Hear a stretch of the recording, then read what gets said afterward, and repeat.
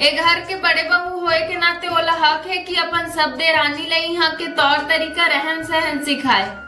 और मैं बिल्कुल बर्दाश्त नहीं कर सको कि ते दीदी सही से बात करे। और दीदी है कुछ समझाते है तो तोरेज बर हरे महिमा। और हाँ, शहर से बहुत अलग और अच्छा होते गाँव। हाँ, अगर कोनो इंसान वहाँ रह सीख जाता।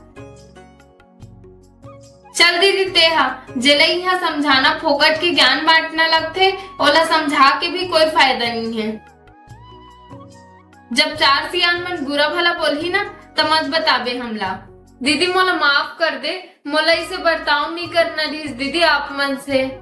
माफी मोर से नहीं दीदी से मांग महिमा। हाँ दीदी मोला माफ कर दे, मैं सब सीख समझ लूं दीदी तोर बात ला। हाँ महिमा अभी समझते हा तो यही गांव में पूरा जीवन भर रहना है। ऐसे छोटे छोटे बात में रिसा जबे तक